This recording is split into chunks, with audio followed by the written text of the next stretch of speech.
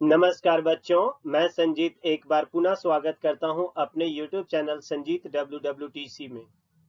बच्चों, क्लास को शुरू करने से पहले ही मैं एक बार पुनः आप सभी बच्चों से रिक्वेस्ट करना चाहता हूं कि पबजी, फ्री फायर से नाता तोड़ो और ऑनलाइन शिक्षा से नाता जोड़ो।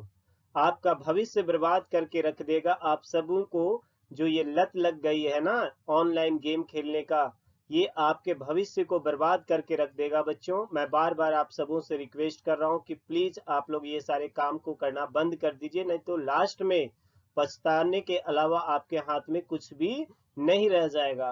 तो बच्चों चलिए, इसके बाद मैं अब आज के टॉपिक के बारे में बात करने जा रहा हूं। आज का हमारा टॉपिक है संघवाद भाग 2। पिछले क्लास का जो वीडियो था संघवाद से जुड़ी हुई, बहुत ही बेहतरीन था। आप लोगों ने काफी उस वीडियो को देखा और उसके ऊपर कमेंट भी किया था। मुझे काफी बेहतरीन लगी थी और एक बार फिर से मैं चाहूंगा कि यदि आपको ये पार्ट भी पिछले पार्ट की तरह ही मजेदार लग रही है तो प्लीज हमारे चैनल को ज्यादा से ज्यादा शेयर कीजिए और सब्सक्राइब करना ना भूलिए।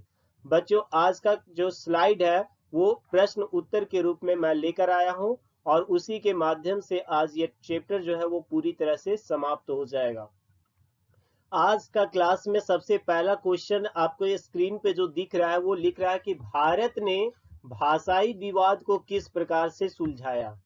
यानी कि इंडिया में जो भाषा को लेके जो विवाद उत्पन्न हो रही थी, उस विवाद को इंडियन गवर्नमेंट, उस समय की जो तत्कालीन सरकार थी, उसने किस प्रकार से सॉल्व किया। यही हमारा आज का सवाल है और ये बहुत ही इंपॉर्टेंट सवाल है क्योंकि ये कई बार मैट्रिक के एग्जाम में भी पूछा जा चुका है, इसलिए बहुत आसानी से आप लोग इस चीज को समझ सकते हो। लास्ट का जो वीडियो का टॉपिक था इस चैप्टर का, उसमें मैं भाषा नीति पढ़ाया था कि किस प्रकार से भारत में भाषा के आधार पर राज्यों का पुनर्गठन हुआ था, किस प्रकार से भारत में दक्षिण भारत के राज्यों में भाषा को लेकर विवाद उत्पन्न हुआ था।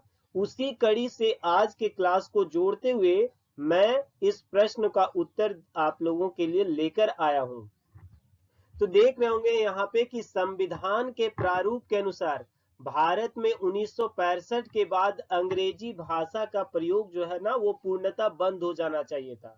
यानी जो संविधान हमारा 26 जनवरी 1950 ईस्वी को लागू हुआ था, उसमें ऐसा स्पष्ट प्रावधान था कि भारत में 1965 के बाद अंग्रेजी भाषा का प्रयोग जो है वो पूर्ण रूप से समाप्त हो जाना चाहिए था।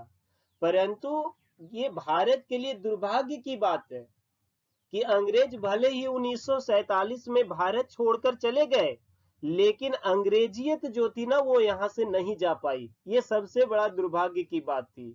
और इसी वजह से जब 1965 जो एक डेडलाइन दिया गया था कि 1965 के बाद भारत में अंग्रेजी भाषा का प्रयोग जो है वो पूर्ण रूप से बंद कर दिया जाएगा, तो इसके विरोध में भारत के दक्षिणी राज्य जो है, यानी दक्षिण भारत के जो राज्य है, उसमें अंग्रेजी भाषा के समर्थन में उग्र आंदोलन शुरू हो गया। देखोगे यहाँ लिखा हुआ भी है नोट्स में कि विशेषकर दक्षिण भारत के राज्यों में अंग्रेजी भाषा के समर्थन में उग्र आंदोलन होना प्रारंभ हो गया। कहा कि ना भैया, हमको तो अंग्रेजी ही चाहिए, आप हमारे ऊपर जबरन हिंदी नहीं थोप सकते हैं, हमारा अंग्रेजी ही सब कुछ है। तो ठीक है भैया, ले लो, काहे को हमको कोई टेंशन है। तो दक्षिण भारत के राज्य जो थे वो इस तरह से डिमांड कर दिए कि नहीं, हमारे से जबरन हिंदी अंग्रेजी को छीना नहीं जाए, और यदि हम पर हिंदी को जबरन थोपा गया तो हम लोग इसका क्या करेंगे, विरोध करेंगे और भारत से अलग हो जाएंगे। यानी दक्षिण भारत के जो राज्य थे वो साफ तौर पे ऐलान कर दिया कि यदि अंग्रेजी का प्रयोग बंद किया गया और हिंदी हम लोगों के ऊपर जबरन थोपा गया तो हम लोग भारत से क्या हो जाएंगे, अलग हो जाएंगे। ये तो राष्ट्र की एकता और अखंडता के लिए ये बहुत बड़ा खतरा था।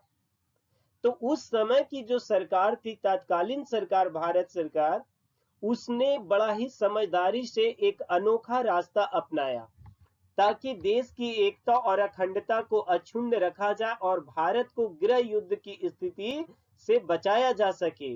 इसीलिए उसने सरकारी कामकाज में हिंदी के साथ साथ अंग्रेजी भाषा का भी प्रयोग की अनुमति प्रदान किया। मतलब भारत सरकार ने ऐसा प्रस्ताव लाया कि जो भी ऑफिशियल कामकाज होंगे वो अंग्रेजी और हिंदी दोनों भाषाओं में किया जाएगा, और साथ ही साथ किसी भी भाषा को राष्ट्रभाषा का दर्जा नहीं दिया जाएगा। जैसा कि मैं पिछले क्लास के वीडियो में भी आप लोगों को समझाया था कि भारत में किसी भी भाषा को राष्ट्रभाषा का दर्जा नहीं दिया गया है। तो यही सारे लॉलीपॉप देकर दक्षिण भारत के राज्यों को भारत सरकार जो था वो उस समय क्या कर दिया, शांत करा दिया, ताकि देश में किसी भी प्रकार की एकता और अखंडता को खतरा ना पहुंचे और देश में भाषा को लेकर किसी भी प्रकार का कोई विवाद उत्पन्न ना हो सके। तो मुझे उम्मीद है कि ये क्वेश्चन का आंसर जो है आपको भली भांति समझ में आ गई होगी। आइए अगले स्लाइड में, यहाँ पे आपको अगला टॉपिक जो बुक में है वो है गठबंधन सरकार। गठबंधन और गठ को उलट दो तो क्या बन जाएगा, गठ को उलट देने से ठग बन जाएगा। तो गठबंधन सरकार को आप ऐसे भी समझ सकते हो, ठग बंधन सरकार। यहाँ पे दो कार्टून मैं लेकर आप लोगों के लिए आया हूँ कि दो नेता है, दोनों एक दूसरे से गले मिल रहे हैं। केवल किस लिए, तो सरकार का गठन करने के लिए, लेकिन दोनों के हाथों में खंजर है। दोनों एक दूसरे के पीठ में खंजर भोंकने का क्या कर रहे हैं, तलाश में है कि जब मौका मिलेगा भोंक देना है। मतलब गले तो मिले हैं लेकिन दिल नहीं मिल पाया, यही है गठबंधन सरकार। यानी गठबंधन सरकार एक ऐसा सरकार है जिसमें दो पार्टी या दो से अधिक पार्टियों का तो गले मिल जाते हैं, हाथ तो मिल जाते हैं, लेकिन दिल कभी नहीं मिल पाता है।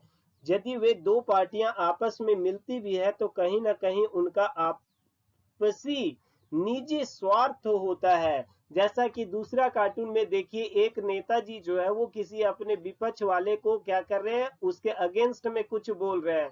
तो उसी पार्टी का कोई दूसरा नेता आकर उसको कह रहा है, भाई साहब अरे गालियां देना बंद करो, तारीफ शुरू कीजिए, फोन आ गया है उनसे हमारा गठबंधन हो गया। मतलब जिस पार्टी को आप अभी यहाँ पे मंच में पब्लिक के सामने गाली दे रहे हो, उसका सिकवा गिला कर रहे हो, उसी पार्टी के साथ हमारा गठबंधन हो गया। अब उसका शिकायत नहीं करिए, उसकी बड़ाई कीजिए, प्रशंसा कीजिए। तो इसीलिए तो हमने कहा कि गठबंधन है ठग बंधन, जनता को ठगना। चलिए ये तो खैर बातें हो गई आपको ऐसे ही मनोरंजन के लिए। आइए अब समझिए कि गठबंधन सरकार है क्या। कि जब चुनाव परिणाम के पश्चात किसी भी दल को पूर्ण बहुमत प्राप्त नहीं होता, मतलब चुनाव हो गया देश में, मानिए ना ये लोकसभा का चुनाव हो या विधानसभा का चुनाव हो, लेकिन चुनाव का परिणाम के पश्चात किसी भी पार्टिकुलर एक दल को पूर्ण बहुमत यदि नहीं मिल पाया, तो वैसे में क्या होता है कि दो या दो से अधिक राजनीतिक दल आपस में मिलकर उस जादुई आंकड़ा का मतलब क्या है कि उस बहुमत वाले आंकड़े को क्या करते हैं, साबित करते हैं। मतलब जब कोई एक पार्टी को पूर्ण बहुमत नहीं मिल पाया तो दो तीन पार्टी मिलके क्या किया, वो दिखा दिया कि हाँ देखिए अब हमारे पास इतना सीट हो गया। तो इस प्रकार से जो सरकार का निर्माण होता है उसी को क्या कहा जाता है, गठबंधन सरकार कहा जाता है। जैसे वर्ष 2019 में झारखंड में विधानसभा की चुनाव हुई, और जब विधानसभा की चुनाव हुई तो यहाँ पर किसी भी राजनीतिक दल को पूर्ण बहुमत नहीं मिल पाया। चाहे मैं बात करूं बीजेपी की, चाहे कांग्रेस की, या झारखंड मुक्ति मोर्चा की, या आजसू की। तो ऐसे में क्या हुआ कि झारखंड मुक्ति मोर्चा, कांग्रेस और अन्य कुछ दल जो थे वो छोटे छोटे दल, राजद वगैरह, या कुछ निर्दलीय विधायक भी, या छोटे छोटे और जो दल थे, ये सब आपस में मिलकर क्या कर लिया, गठबंधन कर लिया, और ये सभी मिलकर एक सरकार का जो निर्माण किए, जो वर्तमान की सरकार है। तो ये वर्तमान में जो हेमंत जी की सरकार है वो भी एक कैसी सरकार है, गठबंधन सरकार है। तो आई होप आपको समझ में आ गया होगा। ठीक इसी प्रकार से बिहार में जनता दल यूनाइटेड नीतीश कुमार की सरकार, नीतीश कुमार और बीजेपी का वहां पे क्या हुआ है, गठबंधन हुआ। यानी कि बिहार में भी जनता दल यूनाइटेड जेडीयू और बीजेपी का क्या है, गठबंधन की सरकार है। तो आप समझ चुके होंगे कि जब किसी भी राजनीतिक दल को चुनाव में पूर्ण बहुमत नहीं मिलता है तो दो या दो से अधिक राजनीतिक दल आपस में मिलकर सरकार का गठन करते हैं तो इसी सरकार को क्या कहते हैं, गठबंधन सरकार कहते हैं। देश में अभी जो है वो दो सबसे बड़े राजनीतिक गठबंधन है। पहला क्या है, एनडीए, याद रखोगे परीक्षा में ऑब्जेक्टिव में पूछता है। देश की सबसे बड़ी जो गठबंधन है वो कौन सी है, एनडीए। एनडीए का full form national democratic alliance, याद रखोगे फुल फॉर्म भी पूछता है आपसे लिखने के लिए, है ना। N for national, D for democratic, A for alliance. इसी प्रकार से कांग्रेस वालों का जो गठबंधन है उसको क्या कहा जाता है, यूपीए। यूपीए मतलब United progressive alliance, United progressive alliance इसका फुल फॉर्म है, ठीक है। अब तो क्या गठबंधन नहीं है, अब तो महागठबंधन हो रहा है बीजेपी का विजय रथ रोकने के लिए। अब तो राजनीतिक दल जो है गठबंधन से भी काम नहीं चल रहा है, अब तो महागठबंधन हो रहा है। तो आप समझ सकते हैं कि गठबंधन में ये हाल है तो महागठबंधन में क्या होगा, ठीक है। ज्यादा कुछ बोलना नहीं है, आप खुद समझ सकते हो। आइए अगला टॉपिक है एकात्मक शासन व्यवस्था। एकात्मक, नाम से ही पता चल रहा है, एकात्मक मतलब एक ही है आत्मा। एकात्मक मतलब एक ही आत्मा, ये तो संधि विच्छेद हो गया या विग्रह हो गया, नहीं ऐसा नहीं। समझिए कि जब देश में एक ही स्तर की सरकार पूरे देश में शासन कर रहा है, जैसे मैं आपको बताया था कि संघवाद, संघवाद में क्या होता है कि दो या दो से अधिक स्तर की सरकारें होती है, टू और more than two level governments होती है। जैसे मैंने बताया था संघवाद में, फेडरलिज्म में central government, state government and local government. लेकिन यदि ये ना होकर, मतलब central government, central government, state government और लोकल गवर्नमेंट, ये तीन तरह का नहीं हो, बल्कि एक ही लेवल की सरकार हो जो पूरे देश में शासन चला रहा हो, तो ऐसी शासन व्यवस्था को क्या कहते हैं, एकात्मक शासन व्यवस्था। और इसका जीता जागता उदाहरण हमारा पड़ोसी चाइना, सबसे नजदीक में कौन है, चाइना, जहां पे मैं 9th क्लास के वीडियो में भी बताया था कि वहां पर एक ही पार्टी को चुनाव लड़ने का अधिकार है और हमेशा चीन में एक ही पार्टी की सरकार बनती है। वो पार्टी कौन है, चाइनीज कम्युनिस्ट पार्टी, ठीक है। तो एकात्मक शासन व्यवस्था आपको समझ में आ गई होगी कि जब देश में एक ही स्तर की सरकार होती है अथवा देश में एक ही दल का पूरे देश में शासन होती है तो उसे एकात्मक शासन व्यवस्था कहते हैं। No state government, no local government, only central government. ये आपका क्या हो गया, एकात्मक शासन व्यवस्था। अच्छा, ये एकात्मक शासन व्यवस्था चाइना के अलावा और कौन कौन देश में है, तो Italy, Belgium, Holland, Britain, Norway, Sweden, France, इन सभी देशों में आपका क्या है, एकात्मक शासन व्यवस्था है। तो मेरे ख्याल से ये चीज भी समझ में आ गई होगी। अब है कि सत्ता का विकेंद्रीकरण क्या है, ये बहुत इंपॉर्टेंट है, मैट्रिक के एग्जाम के लिए बहुत बहुत इंपॉर्टेंट है। इस टॉपिक को आपको बेहतरीन तरीके से समझना है कि सत्ता का विकेंद्रीकरण क्या है। एक ऐसी शासन व्यवस्था, समझिए परिभाषा को, एक ऐसी शासन व्यवस्था जिसमें शासन के अधिकारों और निर्णय लेने के अधिकारों को शासन के विभिन्न इकाइयों के बीच में बांट दिया जाता है, तो इसे क्या कहते हैं, सत्ता का विकेंद्रीकरण, डिसेंट्रलाइजेशन। समझिए ना, सेंट्रलाइजेशन नहीं मतलब एक जगह केंद्रीकृत नहीं है, डिसेंट्रलाइज कर दिया गया, मतलब जितने भी पावर है वो किसी एक लेवल में ना रहकर उसको क्या कर दिया गया, डिफरेंट डिफरेंट लेवल्स में उसको डिस्ट्रीब्यूट कर दिया गया है। तो इसी चीज को क्या कहेंगे, सत्ता का विकेंद्रीकरण कहते हैं। तो वही चीज लिखा हुआ है कि एक ऐसी शासन व्यवस्था जिसमें शासन के अधिकार और निर्णय लेने के अधिकारों को शासन के विभिन्न इकाइयों के बीच में बांटा गया हो, इसको क्या कहेंगे, सत्ता का विकेंद्रीकरण। अब इसी में पूछता है कि सत्ता का विकेंद्रीकरण की क्या आवश्यकता है। लॉन्ग क्वेश्चन में आपसे दोनों सवाल पूछे जाएंगे कि सत्ता का विकेंद्रीकरण क्या है और इससे क्या लाभ है या इसकी क्या आवश्यकता है। तो क्या क्या आवश्यकता आप समझ सकते हो। नंबर 1 पॉइंट में देखिए लिखा हुआ है कि अनेक मुद्दों और समस्याओं को हल स्थानीय स्तर पर बेहतर तरीके से हल किया जा सकता है। बहुत सारे ऐसे मैटर होते हैं जिसको हम ग्राम पंचायत के माध्यम से आसानी से सुलझा सकते हैं। तो ये तभी संभव हो सकता है जब सत्ता का क्या हो, विकेंद्रीकरण हो। और हमारे यहाँ स्थानीय शासन व्यवस्था भी लागू हो, यानी ग्राम पंचायत की व्यवस्था या नगर निगम की व्यवस्था जो है वो हो, तभी इस चीज को किया जा सकता है। ठीक है। नंबर 2 पॉइंट में कह रहा है लोगों को अपने क्षेत्र विशेष की जानकारी अच्छी तरह से होती है, जिससे वह निर्णय लेने में सक्षम होते हैं कि विकास की राशि को किस मद में खर्च किया जाए और उनके लिए क्या बेहतर है। जैसे सपोज दैट आप समझिए ना कि आपके यहाँ ग्राम पंचायत है, तो ग्राम पंचायत यदि है तो ग्राम पंचायत का जो मुखिया और सरपंच होगा वो जाहिर सी बात है कि वो आपके क्षेत्र का ही होगा, वो आपके ही गांव के होंगे, आपके पंचायत के ही होंगे, है ना। तो ऐसे में उस व्यक्ति को भली भांति पता होता है कि मेरे पंचायत के किस गांव में या किस टोले में, किस मोहल्ले में किस चीज की आवश्यकता है, कहाँ सड़क बनाने की जरूरत है, कहाँ नाली बनाने की जरूरत है, कहाँ पर चापाकल की व्यवस्था कराना चाहिए, कहाँ पर डोभा का निर्माण कराना चाहिए। क्यों? क्योंकि वे जमीन से जुड़े होते हैं, वे उस क्षेत्र से जुड़े होते हैं, इस वजह से उनको उस क्षेत्र की बेहतर जानकारी होती है, इसलिए वो सही निर्णय ले पाते हैं कि किस चीज में पैसा को खर्च करना होता है। जबकि उल्टा हम यदि देखें तो अब बात करेंगे ना, आप जिस गांव में रह रहे हो, आपके गांव में किस चीज की जरूरत है, क्या आपके प्रधानमंत्री को पता है? क्या सपना आया था? या फिर आपके मुख्यमंत्री जी को पता होगा कि आपके गांव में किस चीज की आवश्यकता है? नहीं पता होगा। यदि पता होगा तो किसको पता होगा? तो आपके गांव के वार्ड सदस्य के, आपके मोहल्ले के वार्ड सदस्य को पता होगा, आपके गांव के मुखिया को पता होगा, आपके गांव के सरपंच को पता होगा। क्यों? क्योंकि वे उस क्षेत्र से जुड़े हैं। इसीलिए यहाँ पर लिखा गया है कि लोगों को अपने क्षेत्र की विशेष तरह से जानकारी होती है और इसी वजह से वो यह निर्णय लेने में सक्षम होते हैं कि विकास की राशि को किस मद में खर्च किया जाए।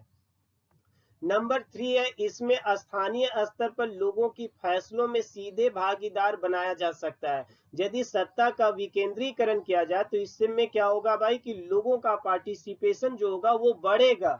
कैसे नहीं बढ़ेगा? यदि आपके गांव में सपोज दैट आपके यहाँ पर सत्ता का विकेंद्रीकरण किया गया, यानी सत्ता का विकेंद्रीकरण किया गया मतलब स्थानीय सरकार भी है, सत्ता का विकेंद्रीकरण किया गया मतलब इसमें क्या है कि आपके यहाँ राज्य सरकार भी है।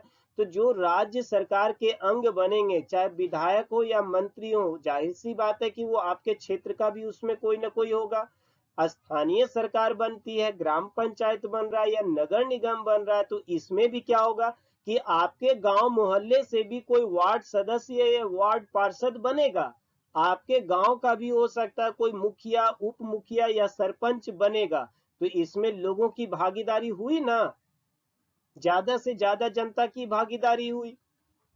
इसके अलावा ऐसा प्रावधान होता है कि जब कभी भी कोई भी विकास का काम किया जाता है तो आम सभा का आयोजन किया जाता है और आम सभा में ही सर्वसम्मति से यह तय किया जाता है कि कौन सा काम करवाना चाहिए और कौन सा काम नहीं करवाना चाहिए। तो जब इस प्रकार से बैठकर जनता के बीच में यह तय किया जाएगा कि कौन सा काम करवाना जरूरी है और कौन सा काम करवाना नहीं जरूरी है, तो ऐसे में क्या होगा कि स्थानीय लोगों की जो है वो फैसलों में भागीदारी सुनिश्चित हो पाएगी और इससे क्या होगा कि लोगों में लोकतांत्रिक भावना का जो है वो विकास होगा। लोग आज जो हो सकता है कि जनता है, एक मामूली आम जनता है, लेकिन इस प्रकार से वो राजनीतिक कार्यक्रमों से जुड़कर, आम सभाओं से जुड़कर हो सकता है कि वह व्यक्ति भी अगली बार चुनावी प्रक्रिया में भाग ले, या हो सकता है कि कल तक जो व्यक्ति चुनाव में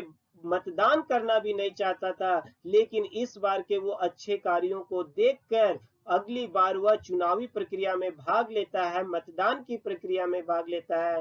तो दोनों ही स्थिति में लोकतंत्र का क्या होता है, लोकतांत्रिक भावना का क्या होता है, विकास होता है। तो ये तो हो गया सत्ता का विकेंद्रीकरण क्या है और सत्ता के विकेंद्रीकरण के क्या लाभ है। बच्चों मजा आ रहा है? और मजा आ रहा है तो प्लीज चैनल को यार सब्सक्राइब करो, थोड़ा मेहनत करो, अपने फेसबुक और व्हाट्सएप के माध्यम से हमारे चैनल को थोड़ा पॉपुलर करने की कोशिश कीजिए।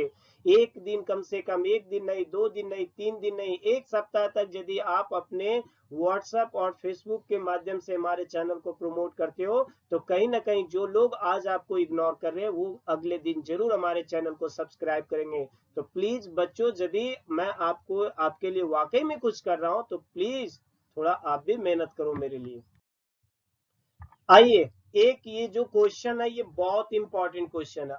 कई बार मैट्रिक के एग्जाम में ये पूछा गया ये सवाल है कि 1992 ईस्वी के संविधान के संशोधन के पहले और बाद के स्थानीय शासन के महत्वपूर्ण अंतर को बताएं।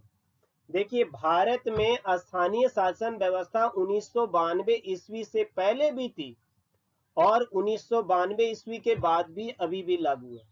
और अभी वर्ष 2021 में भी पंचायत चुनाव यानी स्थानीय सरकार की चुनाव होने वाली है और धनबाद नगर निगम की भी चुनाव होने वाली है और दोनों ही स्थानीय शासन व्यवस्था का ही उदाहरण है, अंग है।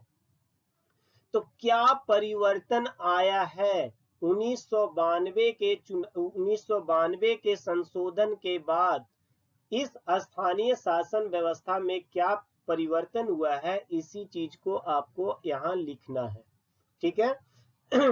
तो देखिए, लिख रहा है कि 1992 ईस्वी के पूर्व तीसरे स्तर के रूप में, ये गवर्नमेंट का कितना कैवा स्तर है? तीसरा स्तर है। आपको पता है, 1 नंबर में केंद्र सरकार, 2 नंबर में राज्य सरकार और तीसरे नंबर की सरकार जो होती है वो कौन होती है? स्थानीय सरकार, जिसे हम ग्राम पंचायत अथवा नगर निगम या नगर पालिका के नाम से जानते हैं। उन्हें नाम मात्र का अधिकार प्राप्त है। मतलब 1992 के पहले सरकारें होती थी परंतु उनको अधिकार दिया ही नहीं गया था। ठीक उसी प्रकार से जैसे पापा आपको टीवी के सामने बिठा दें और रिमोट अपने पास रखें, तो क्या फायदा वैसे टीवी देखने से? जो मनपसंद चैनल है आपका आप देख ही नहीं पाएंगे, तो टीवी देखे या ना देखे उससे क्या फायदा? तो उसी प्रकार से ग्राम पंचायत का गठन किया गया था 1992 के पहले भी। नगर निगम की स्थापना होती थी परंतु जितना अधिकार इन संस्थाओं को मिलना चाहिए था वो अधिकार इन लोगों को दिया ही नहीं गया था।